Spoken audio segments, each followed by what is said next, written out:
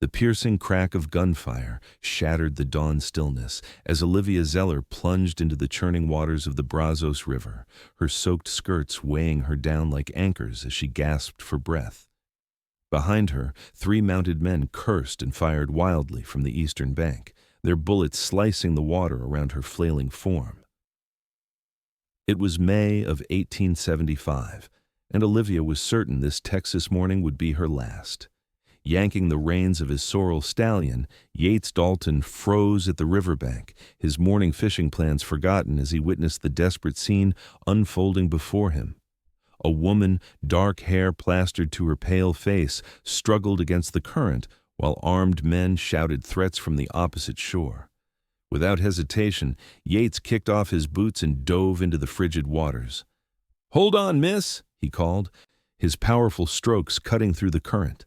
Another volley of gunshots peppered the water, one grazing his shoulder with burning intensity. Ignoring the pain, he reached the sputtering woman and wrapped a strong arm around her waist. "I've got you. Breathe and let me do the work." Olivia felt herself being pulled through the water by the stranger's firm grip. Her strength was failing, lungs burning for air as the muddy river threatened to claim her. The voices of her pursuers grew distant as the cowboy dragged her toward the western shore, away from the men who had hunted her since San Antonio. They'll kill us both," she gasped, water spilling from her lips as the man hauled her onto the rocky bank. "Not today they won't," Yates replied, pulling her behind a fallen cottonwood as another bullet splintered bark near their heads. "Whoever those fellows are, they're about to learn about Texas hospitality." In one fluid motion, he drew his Colt revolver and fired 3 measured shots across the river. The pursuers retreated into the tree line, one clutching his arm. "Can you stand?" Yates asked, turning to the trembling woman beside him. Her dress, once fine, now torn and muddied, clung to her shivering form. Despite her bedraggled appearance, he couldn't help noticing her striking features: high cheekbones, determined green eyes, and an elegant bearing that even near drowning couldn't diminish. "I think so," Olivia answered, her voice steadier than she felt. She studied her rescuer, broad-shouldered with sun-weathered skin, kind hazel eyes, and a face that balanced ruggedness with unexpected gentleness. "Thank you for saving my life, Mr. Dalton, Yates Dalton." He kept one eye on the opposite shore while helping her to her feet. "My ranch is about 2 miles west of here. Those men look like they mean business, and they might try crossing downriver. We should move quickly." Olivia stumbled as she tried to walk, her limbs leaden with exhaustion. Without a word, Yates scooped her into his arms and carried her to his waiting horse. "Miss, I don't mean to pry, but those aren't ordinary robbers, are they?" he asked, lifting her onto his saddle before mounting behind her. "No," she whispered, leaning back against his chest for support as the horse began moving. "They work for Victor Blackstone. He's a powerful man in San Antonio, and I have something he wants." Yates felt her tense against him. "Well, Miss Zeller, Olivia Zeller. Well, Miss Zeller, whatever trouble you're in, you're safe now. My land starts just beyond that ridge, and I've got good men who know how to handle troublemakers."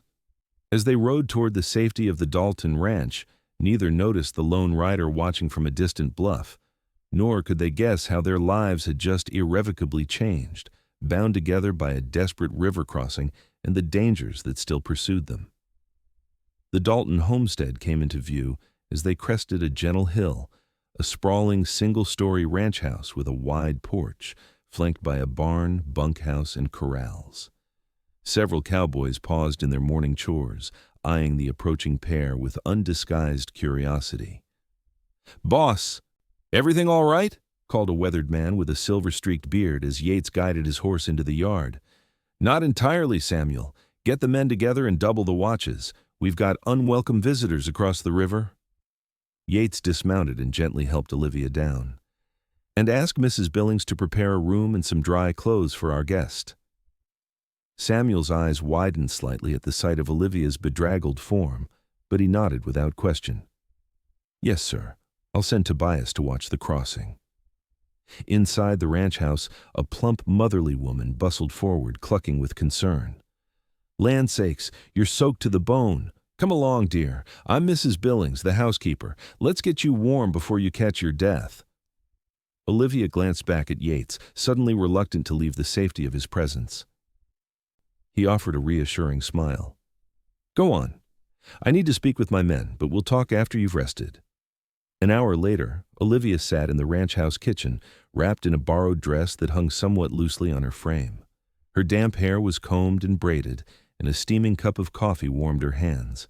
The simple kindness of Mrs. Billings had nearly brought her to tears. It had been so long since anyone had shown her genuine compassion. Yates entered, having changed into dry clothes himself, with a bandage visible beneath his rolled-up sleeve where the bullet had grazed him. "You're hurt," Olivia said, guilt washing over her. "Because of me." He dismissed her concern with a wave. "Just a scratch. I've had worse from breaking horses." Taking a seat across from her, he studied her face. "Now, Miss Zeller, I think it's time you told me why those men are so determined to catch you." Olivia's fingers tightened around her cup. "It's complicated." "Most things worth running from are," he replied evenly. "But those men will come again, and I need to know what my ranch hands might be facing." She nodded, acknowledging the fairness of his request. "I was employed as a governess for Victor Blackstone's children in San Antonio. He's a banker and owns half the businesses in town." She paused, gathering her courage. 2 weeks ago, I overheard a conversation between Mr. Blackstone and several men planning to defraud homesteaders of their land. They've been forging documents, bribing officials. People have died, Mr. Dalton. Call me Yates, please." "Yates, then." She took a shaky breath. "When Blackstone realized what I'd heard, he tried to silence me. I managed to escape with documentation proving what they've done: land deeds, forged signatures, a ledger of bribes. I've been running ever since, trying to reach the federal marshal in Austin." Yates leaned back, processing her story. "That explains their determination. Men like Blackstone don't take kindly to having their schemes exposed." "I didn't know where else to go," Olivia admitted. "I thought if I could cross the river, lose my trail." "Providence has a funny way of working things out," Yates said quietly. "I don't normally fish that stretch of river, but something drew me there this morning." He reached across the table, his calloused hand covering hers briefly.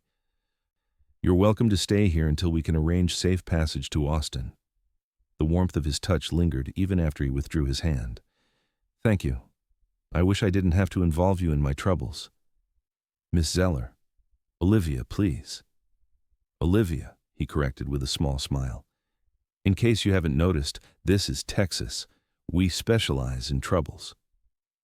A commotion outside interrupted their conversation. Samuel burst through the door, his expression grim.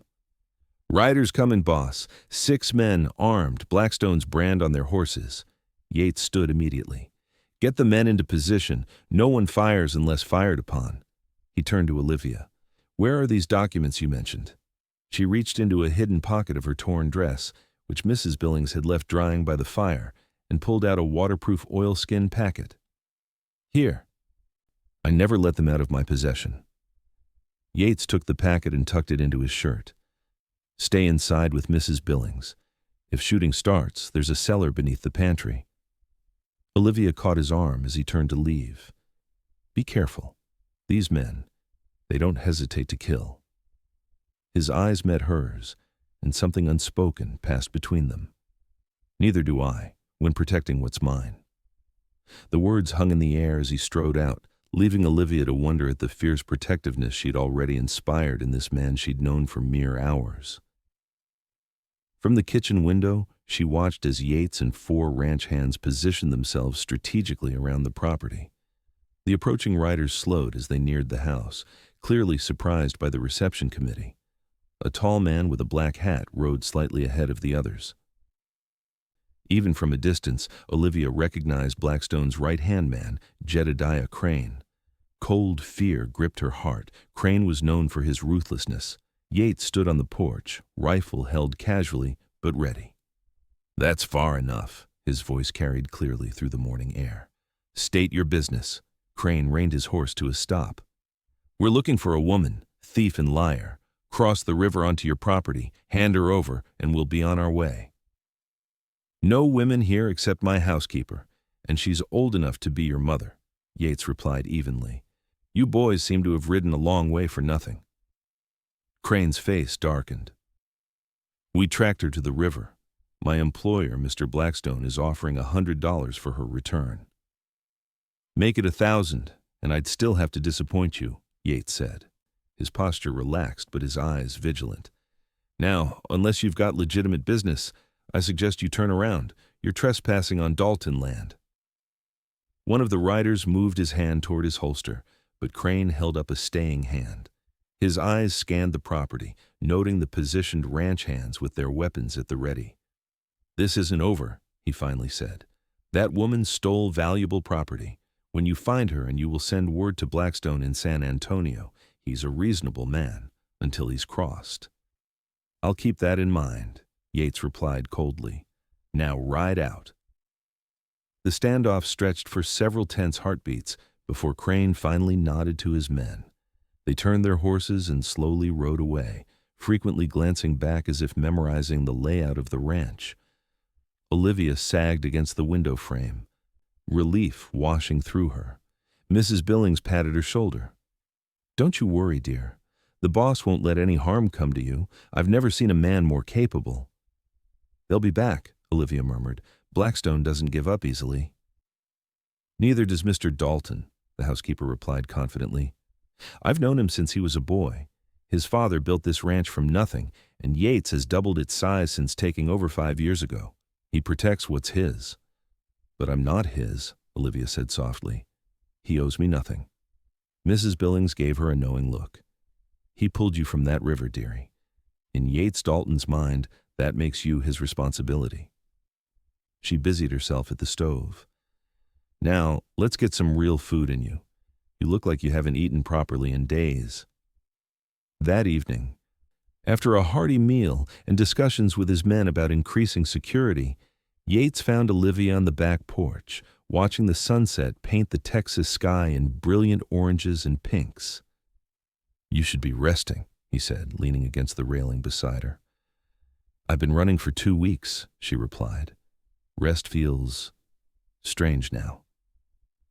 They stood in companionable silence for a moment, the vast landscape stretching before them.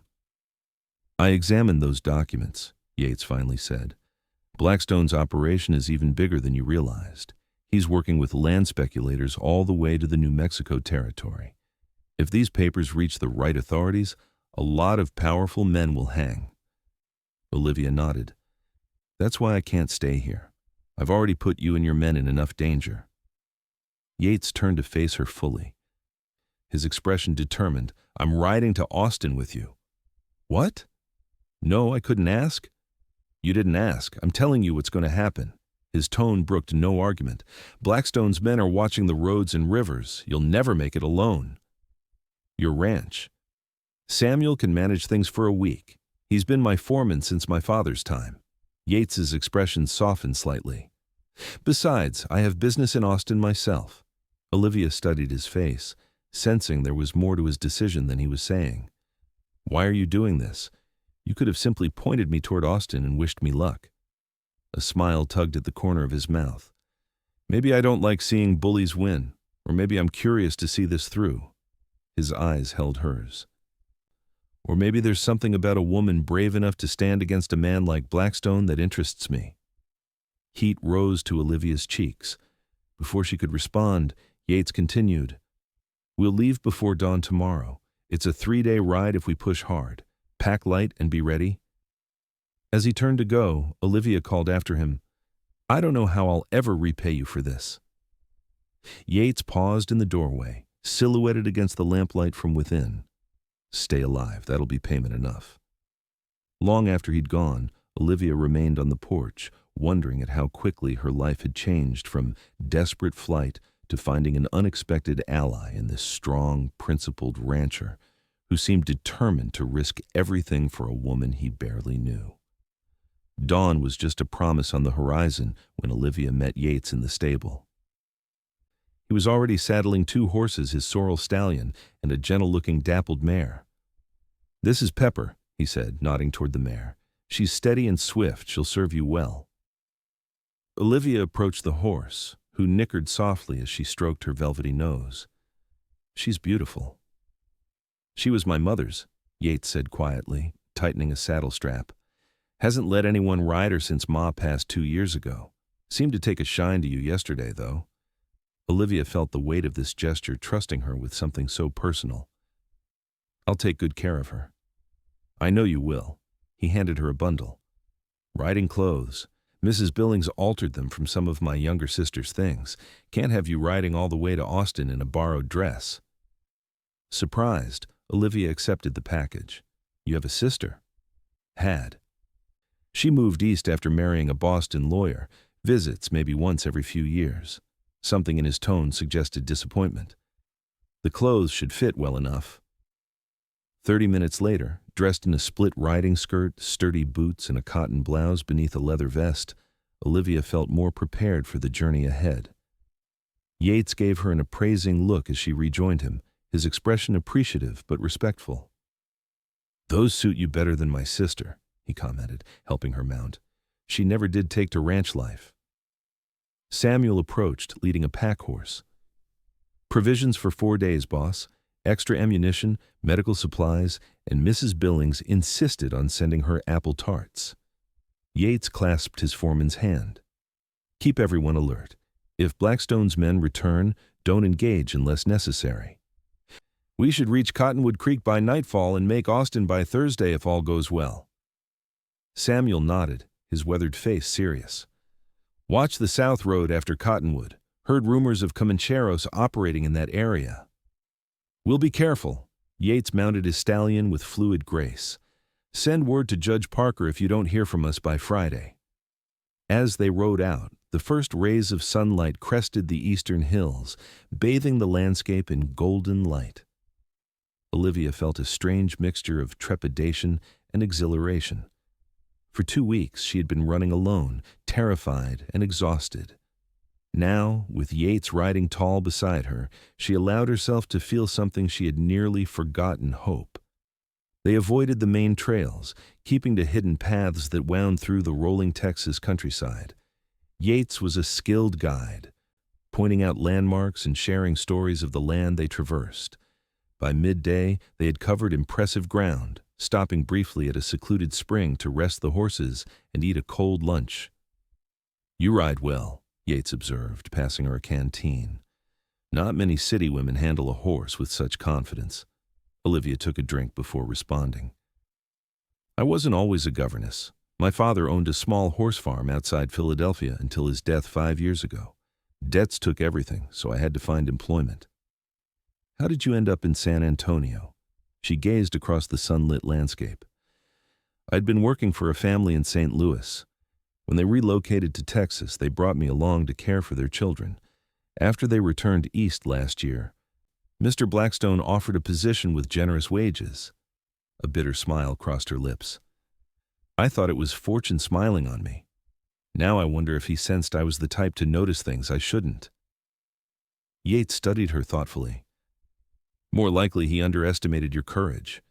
Men like Blackstone believe money can buy silence from anyone." "My father always said integrity can't be bought or sold," Olivia replied. "It's the only inheritance he left me, but I've tried to honor it." "He'd be proud," Yates said simply. The quiet sincerity in his voice warmed her more than the Texas sun. In comfortable silence, they remounted and continued their journey. By late afternoon, storm clouds gathered on the horizon, and the air grew heavy with impending rain. Yates scanned the darkening sky with concern. "We need to find shelter before that hits. There's an old line cabin about 2 miles ahead, one of my father's hunting retreats." They urged their horses to a faster pace, reaching the small cabin just as the first fat raindrops began to fall. It was a simple one-room structure with a stone fireplace, sturdy if somewhat neglected. "It's not much," Yates apologized as they hurried inside with their saddlebags and supplies. "But it's weather-tight and hidden from the trail." "It's perfect," Olivia assured him, helping to unsaddle the horses in the lean to attach to the cabin's side. As thunder boomed overhead, they worked together efficiently, Yates building a fire while Olivia arranged their provisions and prepared a simple meal. The domesticity of their actions felt strangely natural, as if they had been traveling companions for years rather than a day. Rain lashed against the windows as they sat before the crackling fire, eating beans and cornbread warmed at the hearth. Olivia found herself studying Yates in the flickering light, the strong line of his jaw, the tiny scar above his right eyebrow, the way firelight turned his brown hair to gold at the temples. He had been nothing but respectful since rescuing her, yet she felt an undeniable pull toward him that went beyond gratitude. "You're staring," he observed quietly, his eyes meeting hers across the small space. Heat flushed her cheeks. "I was just thinking how different my life would be if you hadn't been at the river yesterday." "I'm glad I was," he replied simply. A comfortable silence fell between them, broken only by the crackling fire and the drumming rain. Yates reached into his saddlebag and withdrew a small leather-bound book. "My mother's journal," he explained, noting Olivia's curious glance. "She wrote about the early days on the ranch. I read it sometimes when I'm away from home." "Would you read some to me?" Olivia asked hesitantly. Yates seemed surprised but pleased by the request. Opening to a marked page, he began reading in a low, melodious voice that Olivia hadn't expected from such a rugged man. His mother's words painted vivid pictures of frontier life, the hardships and joys, the loneliness and community, the fear and fierce love that defined life in early Texas.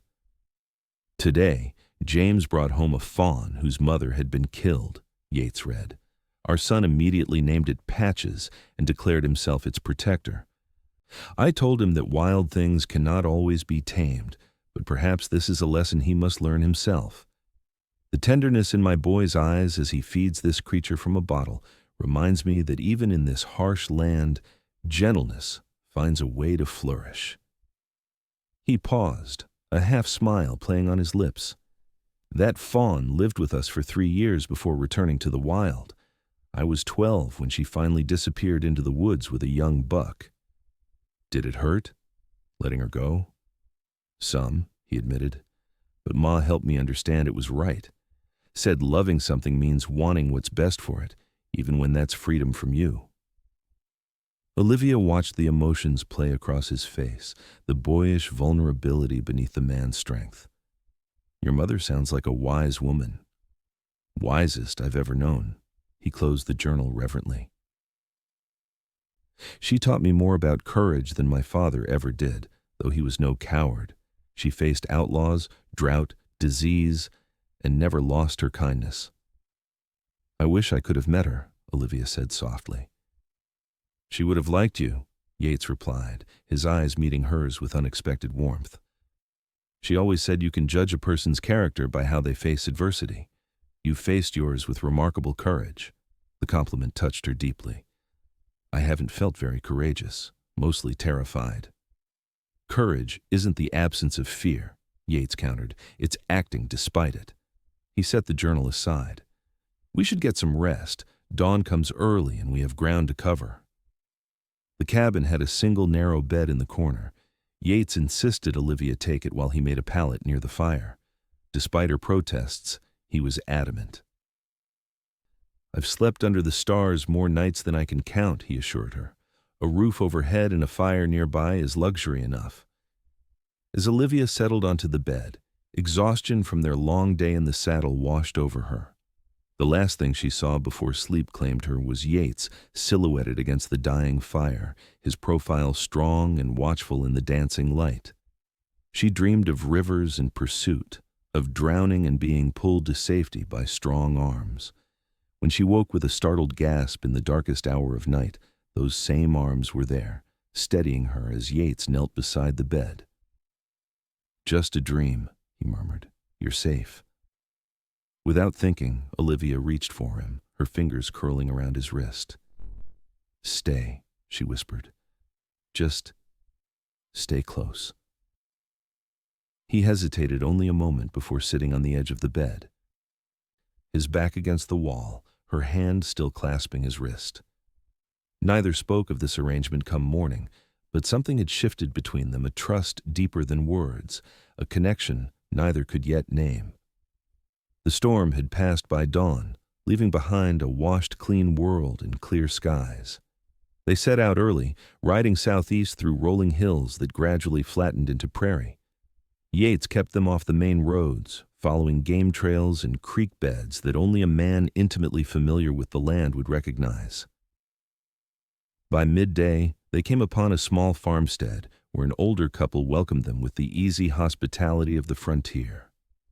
Over a simple meal of rabbit stew, the farmers shared worrying news. "Strangers been asking after a woman and man traveling together," the farmer's wife said, refilling their cups with chicory coffee. "Stopped here yesterday. Didn't like the look of them hard men with city clothes and trail dust." Yates exchanged a significant glance with Olivia. "How many?"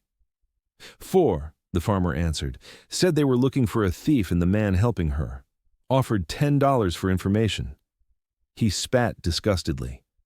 "Told them we hadn't seen nobody, but they didn't much believe us. Searched our barn without permission." "Which way were they headed?" Yates asked. "South, toward Cottonwood Creek." The farmer leaned forward. "You two in some kind of trouble?" "Not the kind you need to worry about," Yates assured him. "But we'd be obliged if you forgot we passed through, should those men return." The couple agreed readily, refusing Yates's offered payment when they departed. "You look like decent folk," the woman said, pressing a bundle of cornbread and smoked meat into Olivia's hands. "That's enough for us." Back on the trail, Yates led them on an even more circuitous route, doubling back several times to obscure their trail. "How did they get ahead of us?" Olivia wondered aloud, anxiety tightening her chest. "They know where we're headed," Yates replied grimly. "Blackstone likely has men watching all approaches to Austin." He studied the horizon thoughtfully. "We need to change our route. Head southwest toward Fredericksburg, then approach Austin from the west. It's longer, but they won't expect it." As they rode, Olivia couldn't shake a growing sense of guilt. "I should never have involved you in this. Your life shouldn't be endangered because of my choices." Yates reined his horse closer to hers. "My involvement was my choice, Olivia. I could have pointed you toward Austin and sent you on your way." "Why didn't you?" The question had been on her mind since he'd announced his intention to accompany her. He was silent for so long, she thought he might not answer. Finally, he said, "When I saw you in that river, fighting for your life, something changed. I can't explain it properly." His eyes remained fixed on the trail ahead. "I've lived my whole life on this land, building something lasting, but I realized I've been alone in it. Seeing your courage, your determination, it woke something in me." The quiet confession hung between them, more intimate than any declaration of feeling might have been. Olivia felt her heart quicken, uncertain how to respond to the honesty in his words. "Thank you," she finally said, "for seeing me." He glanced at her then, a half-smile warming his features. "Hard not to." They pushed on until sunset, making camp in a protected hollow surrounded by mesquite trees. After a cold supper, they sat close together beneath a vast canopy of stars, taking comfort in each other's presence. "Tell me about your ranch," Olivia said, drawing her knees up and wrapping her arms around them. "What do you love most about it?" Yates's face softened as he spoke about the land his father had settled 30 years earlier. The struggles and triumphs, the growth from a humble homestead to one of the largest cattle operations in the county. He described spring calving and fall roundups, summer thunderstorms and winter stillness with such vivid detail that Olivia could almost see herself there, part of that life. "You speak of it like a love story," she observed. He chuckled softly. "I suppose it is, in its way.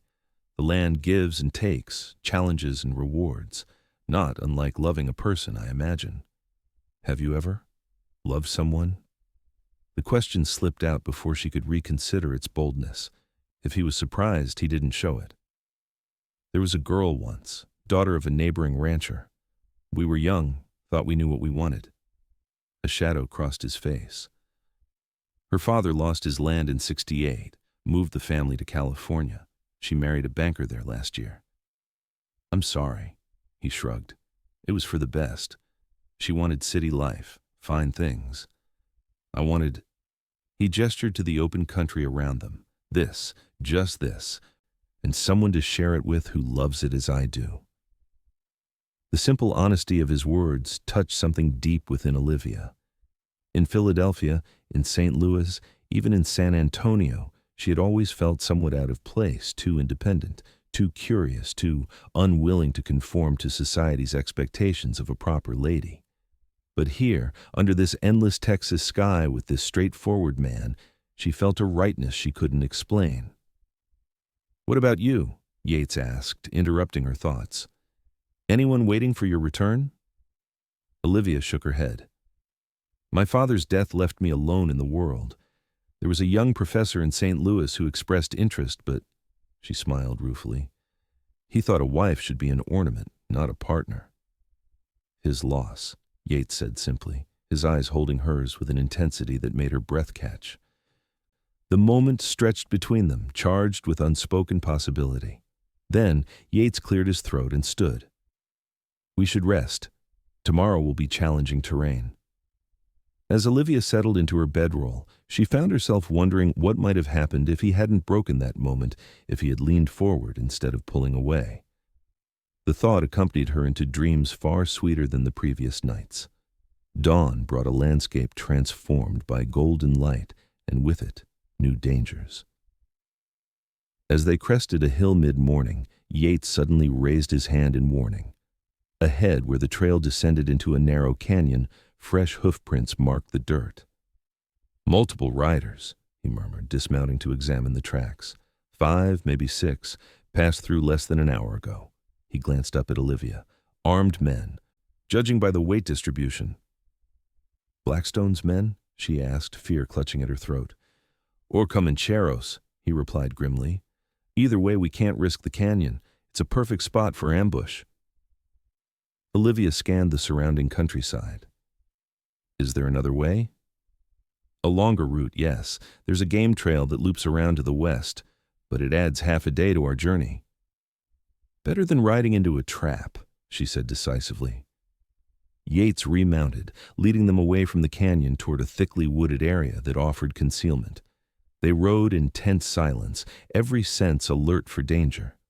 The detour took them through increasingly rugged country, steep ravines, dense thickets, rocky outcroppings that challenged even the surest-footed horses. By mid-afternoon, they reached a high ridge overlooking a vast expanse of Texas prairie. In the far distance, thin wisps of smoke marked scattered homesteads and ranches. Yates pointed to a dark line snaking across the landscape. "The Colorado River. Austin lies about 40 miles beyond it. We'll reach the river by nightfall tomorrow if we maintain this pace." He was about to continue when the crack of a rifle shot split the air.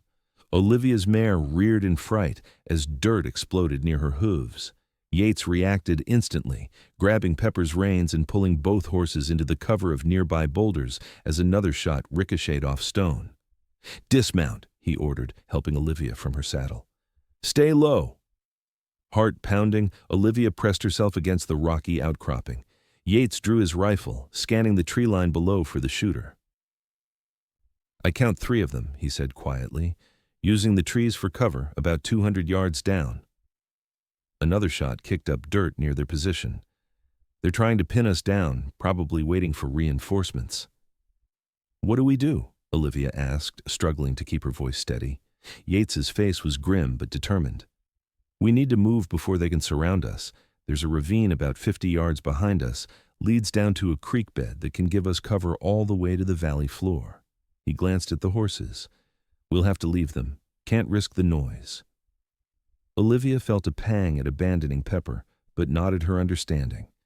Quickly, they gathered essential supplies from their saddlebags: water, ammunition, the precious documents. "On my signal, run for that fallen oak," Yates instructed, pointing to a massive tree trunk lying perpendicular to their current position. "I'll cover you, then follow. Ready?" Olivia took a deep breath. steeling herself. Ready. Yates fired 3 rapid shots toward the tree line, forcing their attackers to duck for cover. Now, he hissed.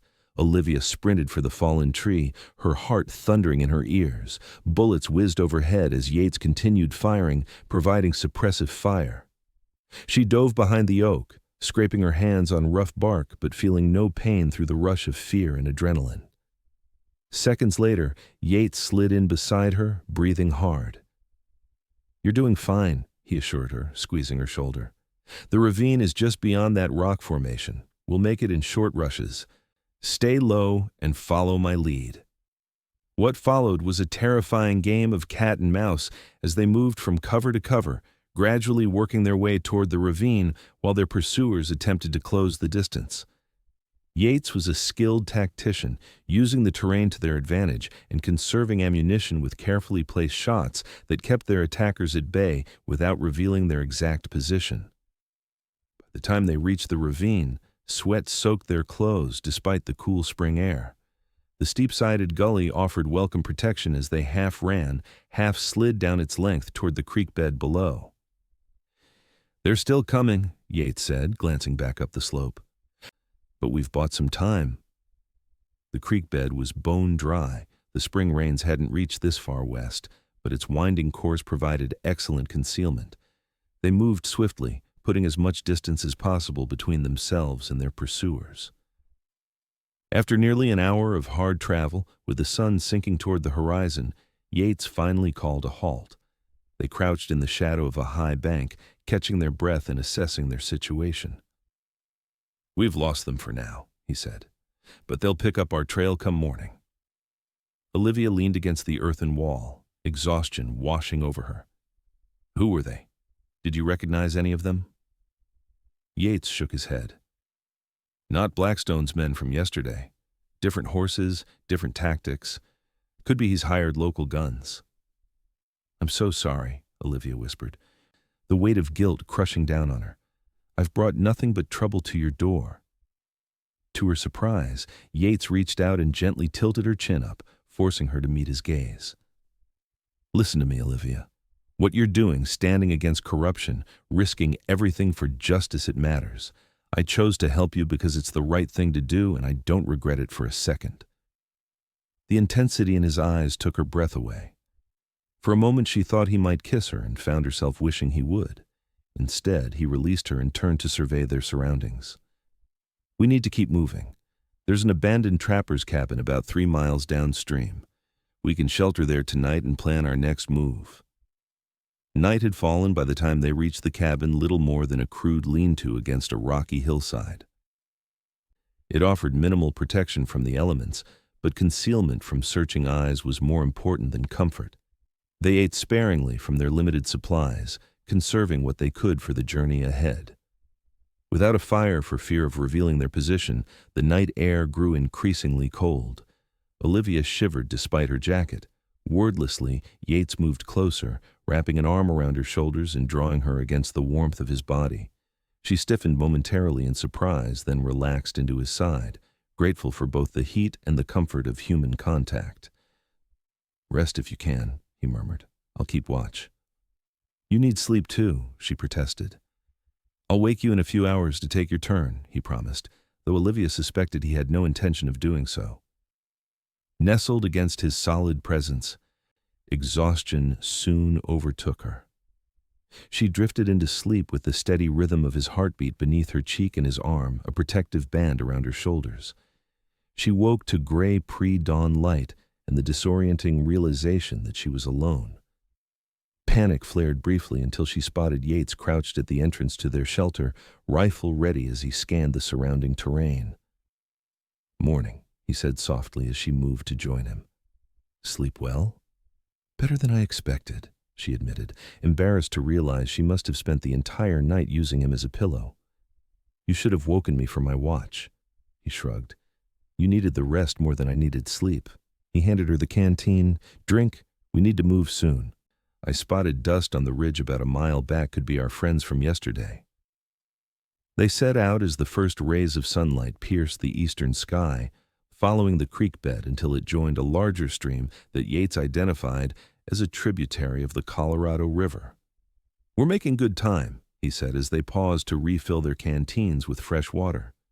"Should reach the river by midday, and there's a ferry crossing operated by an old friend of my father's. Once we're across, we can acquire horses in a settlement nearby." The sun climbed higher as they made their way through increasingly open country, forcing them to rely on scattered tree cover and dry washes for concealment. The constant vigilance and physical exertion were taking their toll on both of them, but Olivia refused to complain. Whenever her steps faltered, she thought of the families who would lose their homes if Blackstone's scheme succeeded, and found renewed determination. By noon, they reached a rise overlooking the Colorado River, wider and more imposing than the Brazos where their journey had begun. The ferry crossing was visible about a mile downstream, a simple raft-like structure with guide ropes spanning the water. "No sign of pursuit," Yates said after carefully studying the landscape behind them. "But that doesn't mean they've given up." They approached the ferry cautiously. An elderly man dozed in the shade of a crude shelter, startling awake at their appearance. "Passengers for the ferry?" he called, squinting against the sunlight. Then recognition dawned on his weathered face. "Well, I'll be damned. Yates Dalton. Ain't seen you since your pa's funeral." "Hello, Ellis," Yates greeted him warmly. "Good to see you still manning this crossing." "Too stubborn to die. That's what my missus says." Ellis's shrewd eyes shifted to Olivia. "And who's this pretty lady? Don't tell me you finally found yourself a wife." Olivia felt heat rise to her cheeks as Yates cleared his throat awkwardly. "Miss Olivia Zeller, a friend in need of safe passage to Austin. We've had some trouble on the trail and could use your help." Ellis's expression grew serious. "What kind of trouble? The kind that might follow you here?" "It's possible," Yates admitted. "Have any strangers crossed recently? Men asking questions?" The ferryman nodded slowly. "Group of 4 crossed yesterday, headed west. Mean-looking bunch, asking if I'd seen a man and woman traveling together." He spat onto the dusty ground. "Didn't like how they asked, so I told them nothing. They paid and moved on, but something tells me they'll be back." "We need to cross quickly," Yates said. "And Ellis, if anyone comes asking after us—" "Never saw you," the old man finished with a wink. "Your pa helped me keep this crossing when the county tried to shut it down. I owe the Daltons more than a small deception." As Ellis prepared the ferry, Olivia moved closer to Yates. "He thinks I'm your wife," she whispered, uncertain why this assumption flustered her so. "Easier to let him think that than explain the truth," Yates replied pragmatically, though she noticed a faint color in his cheeks. Fewer questions. The ferry crossing took less than 15 minutes, the current helping propel the craft across the broad river. On the eastern shore, Ellis directed them to a small settlement 2 miles upriver where they might purchase horses. "My cousin Abner runs the livery there," he said as they disembarked. "Tell him I sent you and he'll treat you fair." With renewed hope, they set out for the settlement, keeping to the tree line along the riverbank for concealment. The small cluster of buildings came into view by mid-afternoon, a typical frontier settlement with a general store, saloon, livery stable, and scattered houses. "Stay close," Yates murmured as they approached. "Something doesn't feel right." Olivia had learned to trust his instincts. She moved nearer to his side as they entered the dusty main street, noting the unusual quietness of the place. No children playing, no women hanging laundry, few men visible except for a group gathered outside the saloon who watched their approach with suspicious eyes. "The livery's at the end of the street," Yates said quietly. "Walk naturally, but be ready to move quickly if needed." They had almost reached the stable when the saloon doors burst open and a familiar figure emerged, Jedediah Crane, Blackstone's right-hand man, flanked by 2 armed companions. "Well now," he called, his voice carrying down the street, "if it isn't our fugitive governess and her gallant protector. Mr. Blackstone will be pleased we found you so quickly." Yates pushed Olivia slightly behind him, his hand hovering near his holster. "We have no quarrel with you, Crane. Let us pass." Crane laughed, an ugly sound devoid of humor. That's not how this works, Cowboy. The lady has something that belongs to my employer, and you're interfering with legitimate business. There's nothing legitimate about fraud and murder, Olivia called, stepping forward despite Yates's protective gesture. Those documents prove what Blackstone has done. Brave words from a woman who will hang as a thief if she returns to San Antonio, Crane sneered. He turned to address the gathering townspeople. $50 to anyone who helps apprehend these criminals. The woman stole valuable property, and this man is her accomplice. Yates surveyed the street, noting how the settlement's men had begun to move closer, drawn by the promise of reward money. Their options for escape were rapidly diminishing. Don't believe him, Olivia pleaded to the onlookers. Victor Blackstone is defrauding homesteaders across Texas. We're trying to bring evidence to the federal authorities. A few people hesitated, uncertainty crossing their faces. Sensing he might be losing his advantage, Crane drew his pistol. Enough talk. Hand over the documents, or I start shooting. Time seemed to slow as Yates shifted his weight, ready to draw. Olivia held her breath, knowing they were outgunned and surrounded. The tension stretched to breaking point, then shattered as a new voice rang out from the direction of the livery. Lower your weapon, Crane, unless you're eager to meet your maker today. All eyes turned toward the speaker, a tall, broad-shouldered man with a silver badge pinned to his vest and a shotgun leveled at Crane's chest. Behind him stood several armed deputies. Marshal Davis, Crane said, his confidence visibly faltering. This doesn't concern the law. Funny, it looks exactly like the law's concern from where I'm standing, the marshal replied evenly. Threatening folks at gunpoint in the middle of the street tends to get my attention. Yates kept his eyes on Crane's men, not yet ready to relax. Marshal, I'm Yates Dalton. This is Miss Olivia Zeller. We're carrying evidence of land fraud committed by Victor Blackstone of San Antonio. I know who you are, Dalton, the marshal replied, surprising them both. Got a telegram from Judge Parker yesterday saying you might be headed this way with important documents. His steady gaze swept over the armed men. Also said there might be trouble following you. Crane's face darkened with anger. You're making a mistake, Marshal. Blackstone has powerful friends. So does Justice, the marshal countered. Now drop your weapons, all of you. You're under arrest for attempted assault and whatever other charges stick once I hear the full story. For a moment, it seemed Crane might resist. Then, calculating his odds against armed lawmen, he slowly lowered his pistol. His men reluctantly followed suit. As the deputies moved in to disarm and detain the men, Marshal Davis approached Yates and Olivia. Let's continue this conversation somewhere more private. My office is just behind the livery. The marshal's office was a simple two-room structure, sparsely furnished but meticulously organized. After introductions and brief explanations, Olivia handed over the oilskin packet containing the evidence against Blackstone. These documents detail a systematic fraud operation targeting homesteaders and small ranchers across central Texas, she explained as the marshal examined the papers.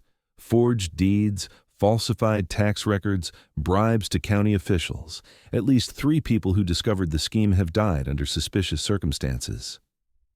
Marshal Davis whistled softly as he reviewed the evidence. This is damning stuff. Blackstone's operation appears to reach all the way to the Territorial Land Office. He looked up, his expression grave. You've taken an enormous risk bringing this forward, Miss Zeller. A necessary one, she replied firmly. And you, Dalton? How did you become involved? Yates recounted their meeting at the Brazos River and the subsequent journey to Austin, omitting certain personal details but providing a thorough account of Blackstone's pursuit. The marshal nodded thoughtfully. Judge Parker is expecting these documents. He's convened a special grand jury to hear evidence of land fraud. Your testimony will be crucial to securing indictments. How soon can we meet with the judge? Olivia asked, eager to complete their mission. We'll ride for Austin at first light, Marshal Davis replied. With my deputies as escort, we shouldn't have further trouble from Blackstone's men. He glanced between them, noting their exhausted state. For tonight, you'll stay here where I can ensure your safety.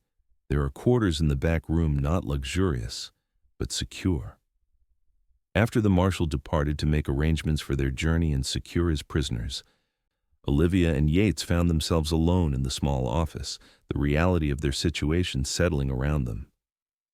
"We made it," Olivia said softly, wonder in her voice. "I wasn't sure we would." "I never doubted," Yates replied, though the shadows under his eyes spoke of the strain he had endured. He moved to the window, gazing out at the settlement as twilight descended. "By this time tomorrow, Blackstone's scheme will be exposed and his victims will have a chance at justice." Olivia joined him at the window, suddenly acutely aware that their journey was nearing its end. For days, survival and their shared mission had consumed her thoughts. Now, standing in the safety of the marshal's office with their goal within reach, she confronted the question of what would come after. "What will you do?" she asked. "Once this is over and you've given your testimony?" "Return to my ranch," he answered, his gaze still on the darkening landscape. "Spring roundup is coming, and Samuel will need help with the new calves." He turned to face her then, his expression unreadable. "And you? Will you go back to San Antonio?" Olivia shook her head. "There's nothing for me there now. Perhaps St. Louis or even back east to Philadelphia." The possibilities stretched before her, each somehow less appealing than the last. Yates took a step closer, close enough that she could see the flecks of gold in his hazel eyes. "Or you could come to the ranch," he said quietly. "Not as a governess, as—" He trailed off, seeming to struggle for words unusual for a man typically so direct. Olivia held her breath, afraid to hope she understood his meaning. "As what?" she prompted when the silence stretched too long. Yates reached out slowly, giving her time to step away if she wished. When she remained still, he gently tucked a strand of hair behind her ear, his calloused fingers lingering against her cheek. "As whatever you want to be," he finally said. "Partner, friend, more if you were so inclined." His voice grew rough with emotion. "I know it's sudden, and some would say foolish after such a short acquaintance, but I've never been more certain of anything." Olivia's heart thundered in her chest, joy mingling with disbelief. "How can you be so sure? You barely know me." "I know enough," he replied simply. "I know you risked everything for what's right. I know you're brave and kind and stubborn as a Texas mule." The corner of his mouth lifted in a half-smile.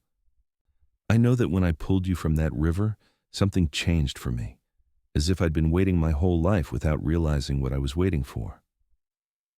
Overwhelmed by his words and the depth of feeling behind them, Olivia found herself speechless. She had never expected to find such connection in the midst of danger and flight, yet here it was, this good, honorable man offering her a future she hadn't dared imagine.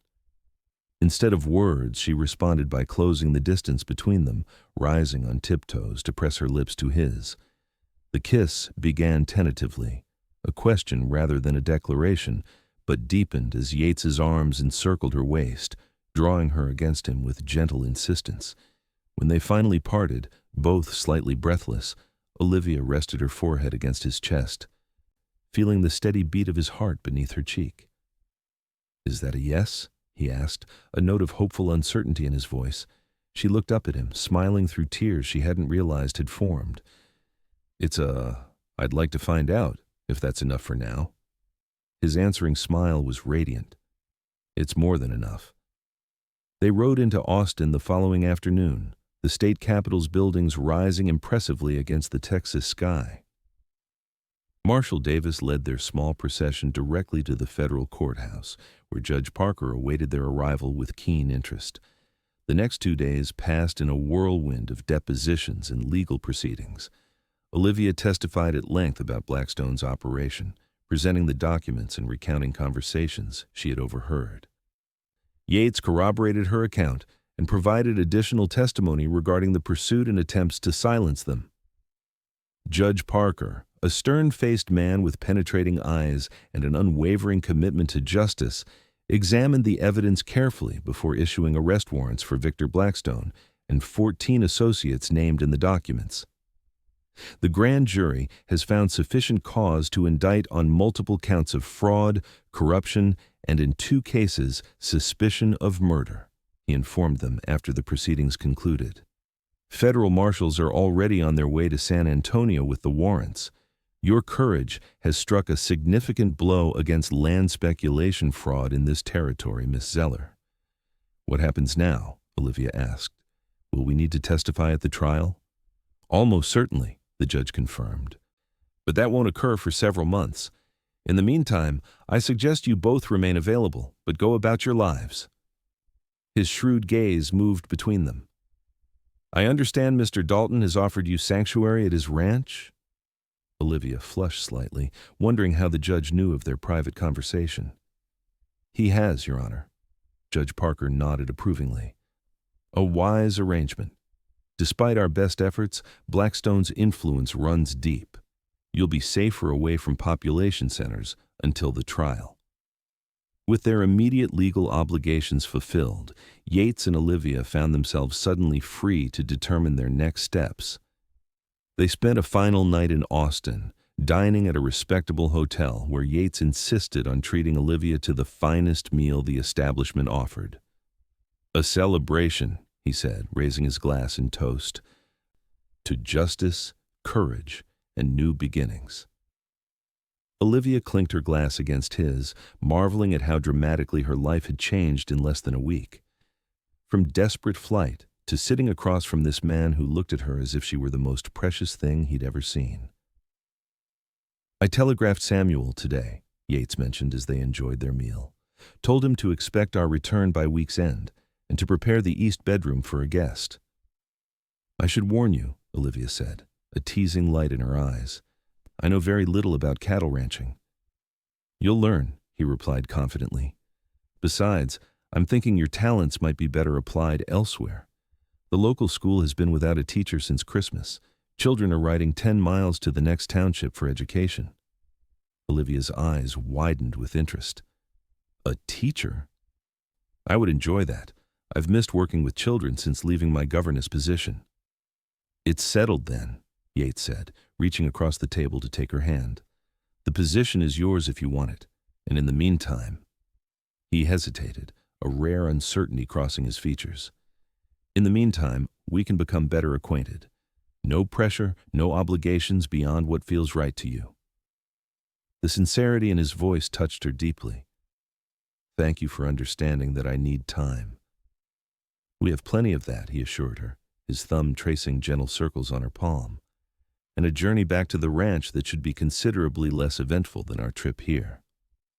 True to his word, their return journey to the Dalton ranch was peaceful, a stark contrast to their desperate flight to Austin. They traveled by stagecoach and hired wagon, taking their time and getting to know each other through long conversations and comfortable silences. Olivia learned about Yates's childhood on the frontier, his education at a boarding school in St. Louis, which he had detested, and his dreams for the ranch's future. In turn, she shared stories of her father's horse farm, her love of literature, and her quiet rebellion against the limited expectations society placed on women. With each passing mile, the connection between them deepened, based not on the intensity of danger they had shared, but on mutual respect and genuine affinity.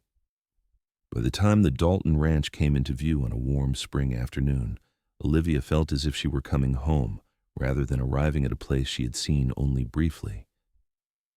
The ranch hands welcomed their return with enthusiasm, especially Samuel, who had worried constantly during their absence.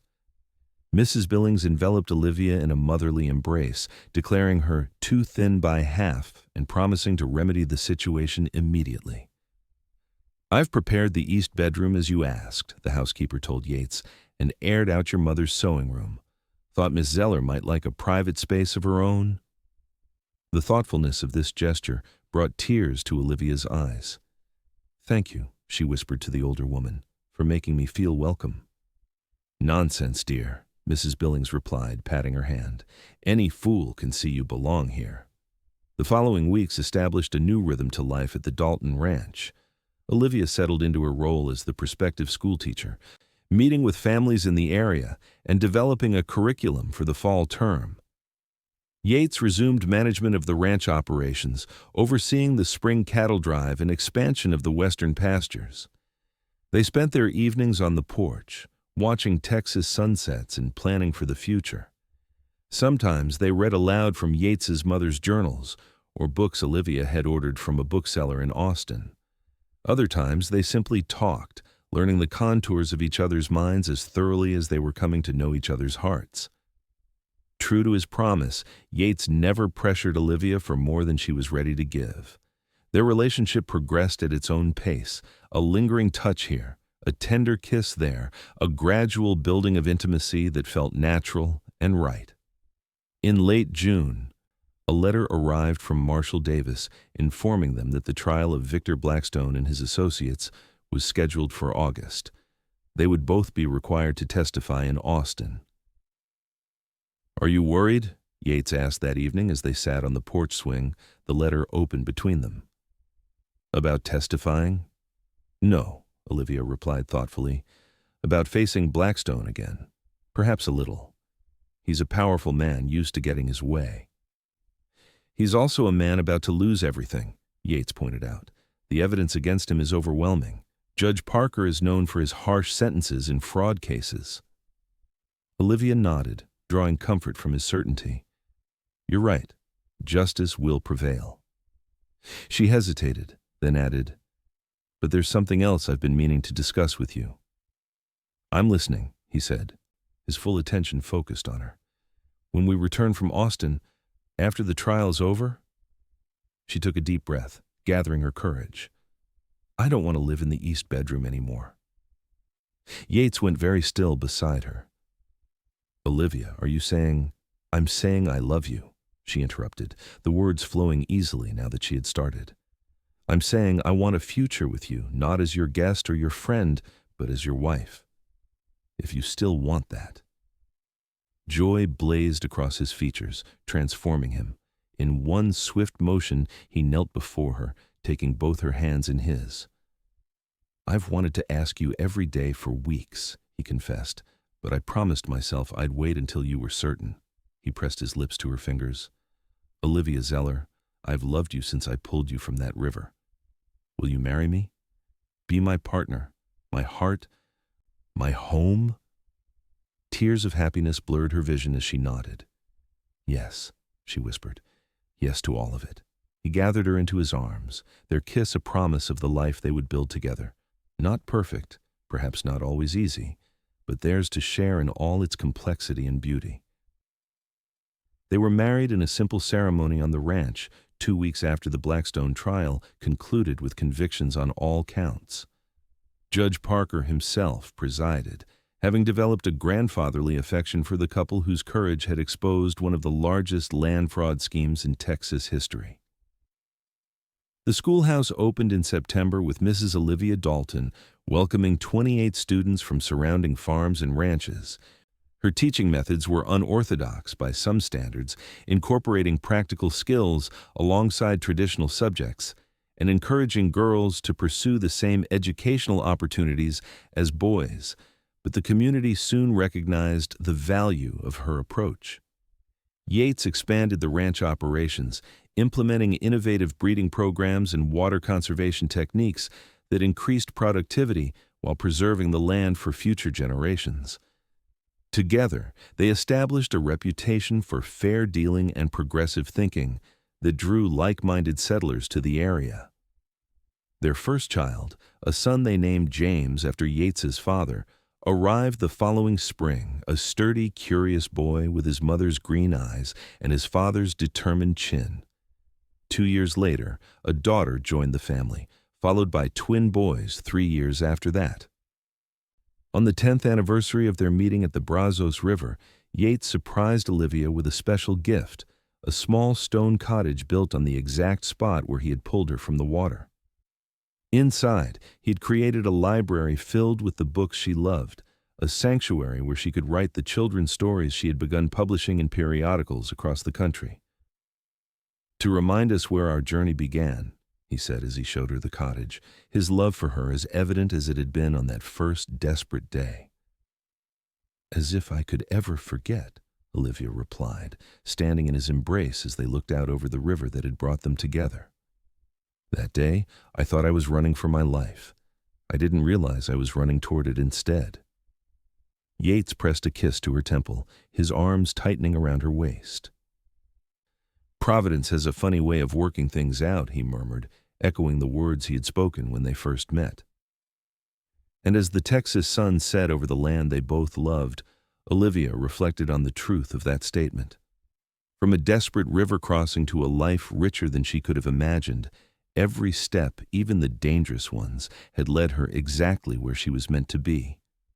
In the years that followed, the Dalton Ranch prospered, becoming a haven not only for their growing family, but for others seeking justice and new beginnings. The school expanded under Olivia's guidance, eventually growing into an academy that drew students from across the state. Yates's innovative ranching methods earned recognition from agricultural societies, and their children grew strong in the values their parents embodied: courage, integrity, and unwavering love. The story of how they met became family legend, told and retold around the dinner table to children, grandchildren, and eventually great-grandchildren. But only Olivia and Yates knew the full depth of what had transpired in those dangerous days, how a desperate flight and a river crossing had transformed not just their circumstances, but their hearts. And on quiet evenings, they still sat together on the porch swing, watching Texas sunsets and marveling at the journey that had brought them home to each other, a journey that began with a woman fleeing across a river and a cowboy who pulled her to safety on his shore.